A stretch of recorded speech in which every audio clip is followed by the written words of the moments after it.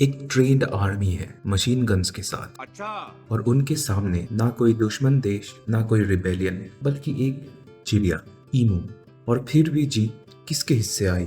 ईमूस के। यह है कहानी जिसे दुनिया ग्रेट ईमू वार के नाम से जानती है।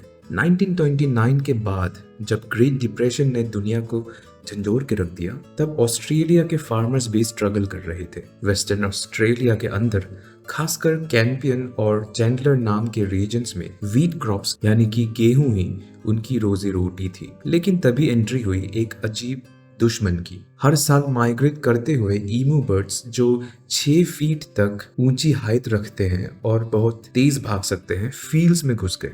इन बर्ड्स की तादाद 20,000 से ज्यादा थी और उन्होंने क्रॉप्स को लिटरली तबाह करना शुरू कर दिया। फार्मर्स ने पैनिक में गवर्नमेंट से मदद मांगी। गवर्नमेंट ने डिसाइड किया सोल्जर्स भेजे जाएंगे with Lewis machine guns. Army का कमांड मेजर GPW मेरेडिथ के हाथ में दिया गया। आइडिया सिंपल था, ईमूस को मार कर कंट्रोल करना। तो सोल्जर्स ने समझा कि ईमूस तो इजी टारगेट ही होंगे, पर असली बैटलफील्ड में मालूम हुआ ये बर्ड्स ना सिर्फ तेज थे बल्कि स्कैटर्ड ग्रुप्स में मूव करते थे, जैसे कि गुएरिला वारफेयर में होता है। बुलेट्स फायर की गई लेकिन बर्ड्स जंगल में गुम हो जाते।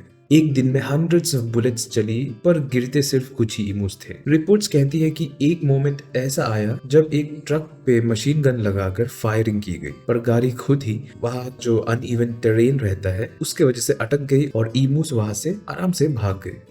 और सोल्जर्स ने मान लिया ये एक वार बन चुका है जिसमें वो बर्ड्स से पीछे थे। 2 हफ्ते चला ये ऑपरेशन। ऑफिशियल फिगर्स के मुताबिक 2500 राउंड्स फायर किए गए और करीब 200 ईमूस ही मारे गए। मतलब सक्सेस रेट सिर्फ एक डिफीट का रिकॉर्ड बन गया। अंत में दिसंबर तक गवर्नमेंट ने ऑपरेशन को ऑफिशियली स्टॉप कर दिया। सोल्जर्स वापस बुला लिए गए और फार्मर्स की प्रॉब्लम वही की वही रही और दुनिया के रिकॉर्ड्स में लिख दिया गया एक अजीब सा ये इंसिडेंट या वॉर, द ग्रेट ईमू वॉर, जिसमें ह्यूमंस ने डिफीट एक्सेप्ट किया इन चिड़ियों से। और सबसे इंटरेस्टिंग बात, मेजर मेरेडिथ ने खुद मजाक में ये कहा, अगर हमारे पास एक ईमू बटालियन होता तो शायद कोई आर्मी उनके सामने टिक ही ना पाती। और इस तरह कभी कभी बड़े बड़े देश कभी नेचर के सामने सबसे पावरफुल वेपन्स भी छोटी पड़ जाती है। sepakat sarakap whatever